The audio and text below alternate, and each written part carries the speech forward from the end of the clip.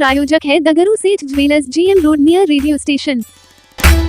मुख्यमंत्री ने समृद्धि यात्रा के दौरान दरभंगा जिले में दी बड़ी सौगात। 138 करोड़ रुपए की लागत से 90 योजनाओं का किया उद्घाटन एवं शिलान्यास। दरभंगा जिले में विभिन्न विकासात्मक योजनाओं का जायजा लिया गया। जायजा के क्रम में मुख्यमंत्री ने दरभंगा शहर के दिल्ली मोड़ स्थित निर्माणाधीन अंतर्राष्ट्रीय बस स्टैंड की प्रगति कार्य का निरीक्षण किए। निरीक्षण के क्रम में अधिकारियों ने मुख्यमंत्री को बताया कि दरभंगा बस स्टैंड का पुनर्विकास कार्य के तहत यहाँ G+4 कार्यालय भवन, कॉन्क्रोच प्लेटफॉर्म, रखरखाव डिपो, पार्किंग एवं फुटपाथ, शौचालय ब्लॉक, STP 700 किलोमीटर, बाउंड्री विकास, कैंपस विकास और प्रकाश व्यवस्था सहित हर आवश्यक सुविधा सुनिश्चित की जा रही है। यहाँ काम अगले 2 वर्ष में पूरा करने का लक्ष्य निर्धारित किया गया है।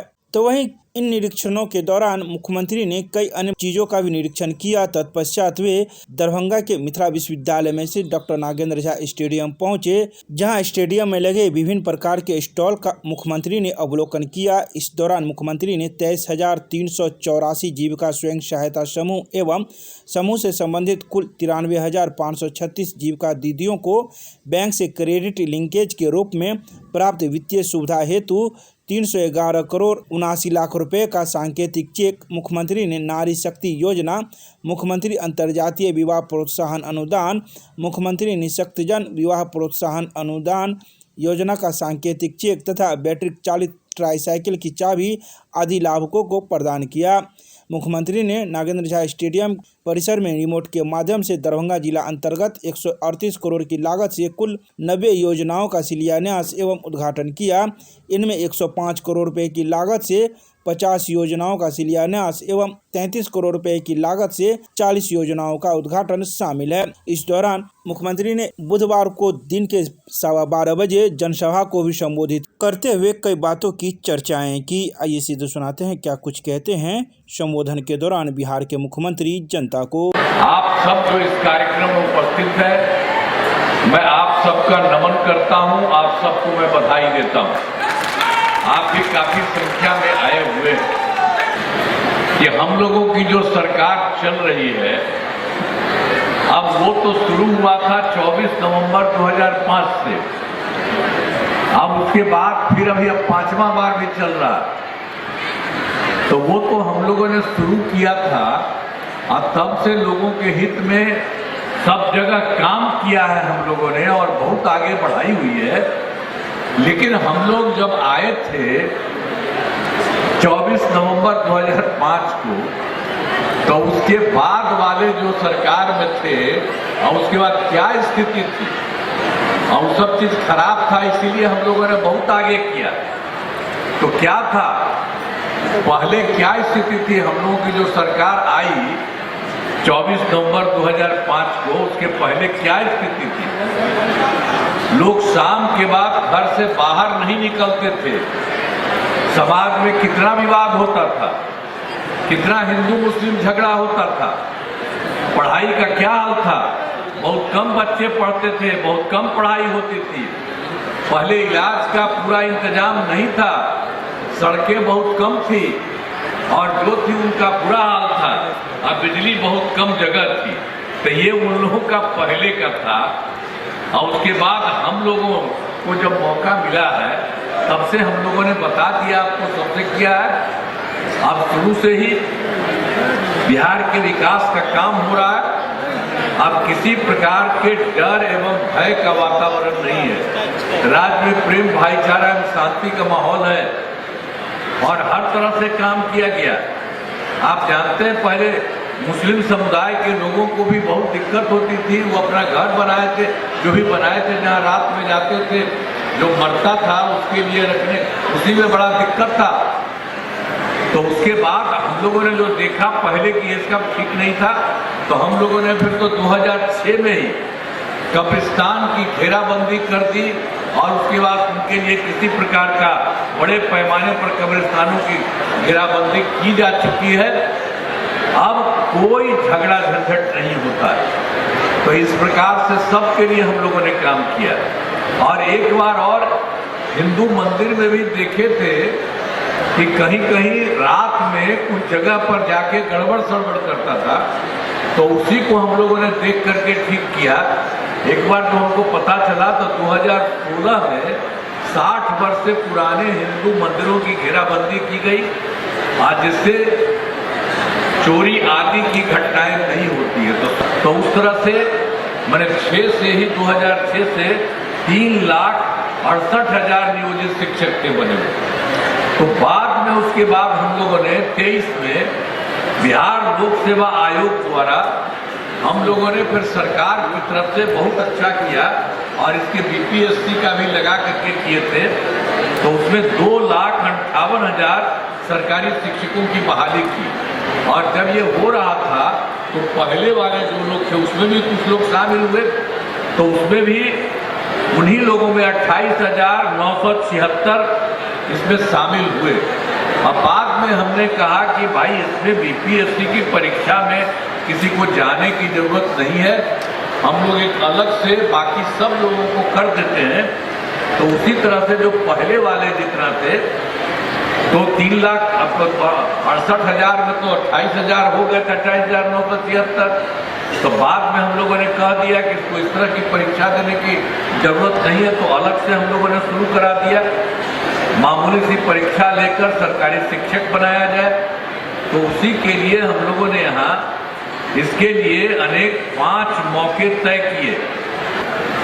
तो उसमें भी हम लोगों ने किया, तो 4 जो है उसमें से 5 में से 4 पूरा हो चुका, तो उससे हो गया 2,66,000 जो पहले वाले थे उतना, तब बच गया है मात्र 73,000।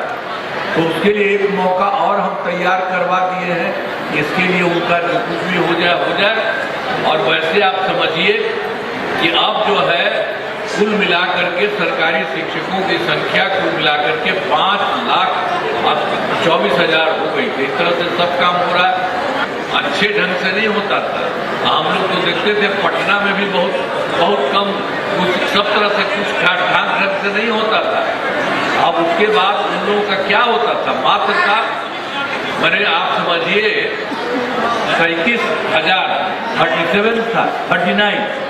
अब उसमें आप जानते थे कि लोग इलाज के लिए जाते थे, कोई 1 या 2, तो वो हमको जो देखे थे तो हमको लगा कि बहुत ठीक नहीं है, सब लोगों को इसके लिए इलाज होना चाहिए।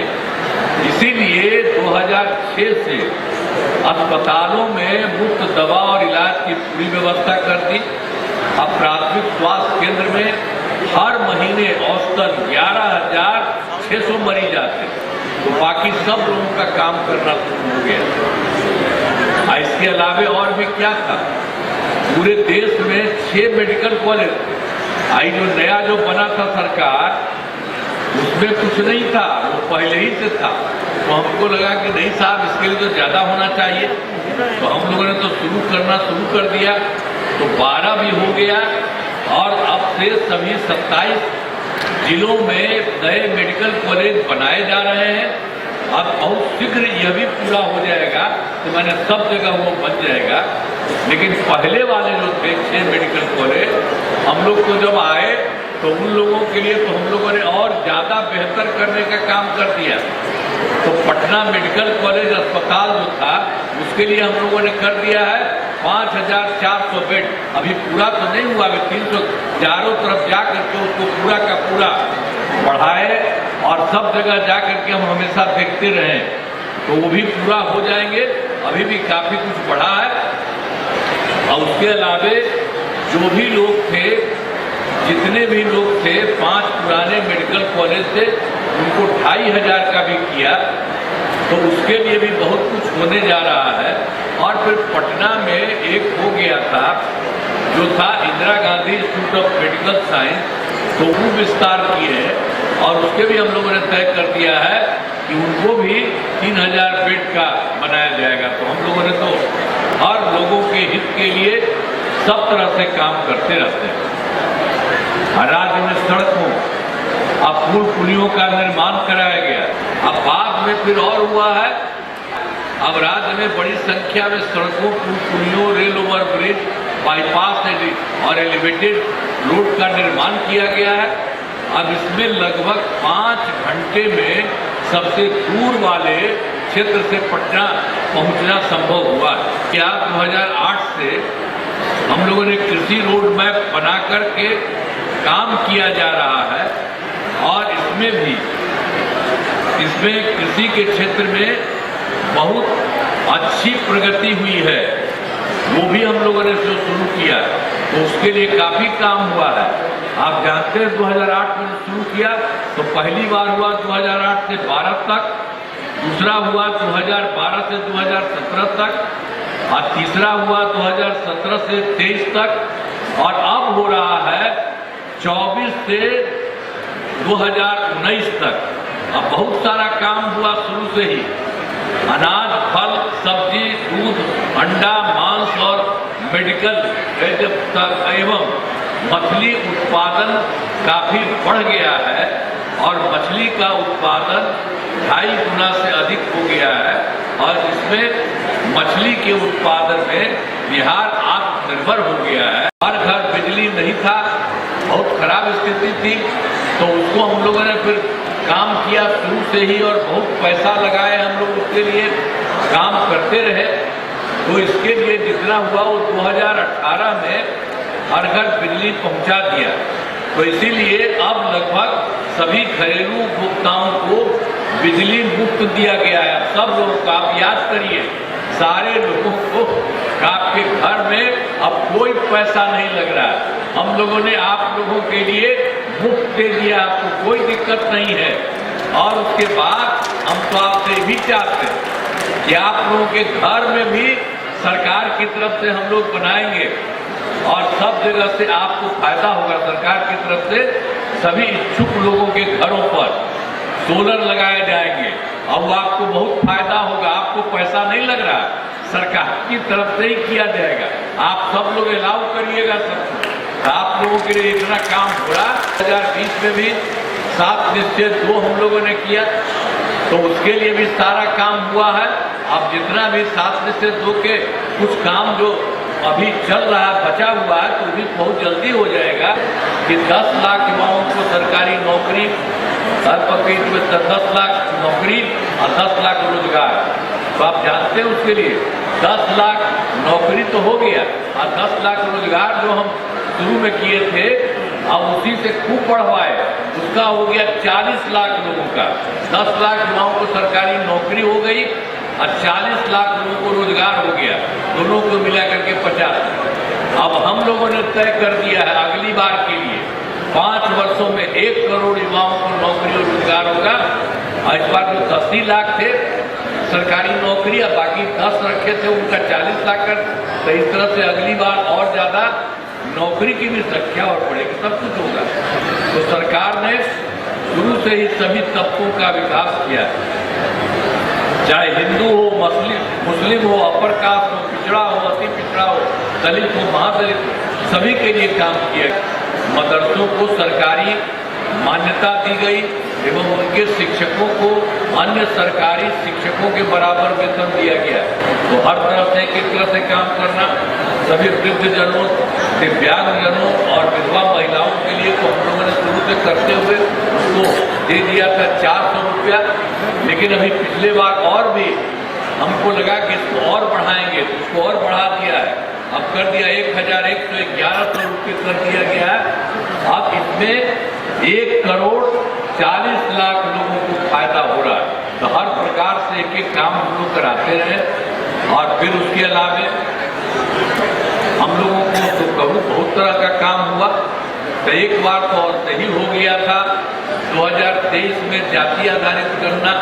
अब उसी में हम लोगों ने सब पार्टी के लोग के साथ सब लोगों को बुलाए थे, उसमें किया था, अब बात करके उसको कर रहे थे और उसी में हम लोगों ने कहा था कि इसको देखेंगे कि कौन आदमी है जो गरीब है और उसका कुछ गड़बड़ी रहती है, ये देखेंगे। तो ये सब हम लोगों ने कर दिया। तो उसमें 94 लाख गरीब परिवार पाए गए। आई जानते हैं 94 लाख में सब है, अपर कास्ट के लोग भी हैं, ऊंची जाति के, पिछड़ा, अति पिछड़ा, दलित, महादलित, मुस्लिम, सब लोग शामिल हैं। और सब लोगों को देखा कि भाई वो लोग एकदम हो गए हैं, गरीब और बहुत कमजोर है। तो इसीलिए उन लोगों के लिए भी हम लोगों ने तय कर दिया कि भाई इनको हम 5 साल में करा देंगे और 2 लाख रुपया देंगे करेंगे, लेकिन बाद में फिर हमने जो कर दिया शुरू में 23 के बाद, लेकिन उसके बाद फिर हमने तय कर दिया कि उनको इतना नहीं, इनको हम और ज्यादा तेजी से कराएंगे, 5 साल नहीं लगवाएंगे।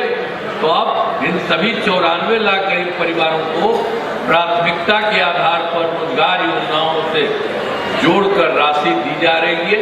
ये कोशिश कर दिया गया और लोगों को जो 2 लाख था उससे भी ज्यादा देने का तय कर दिया गया। अब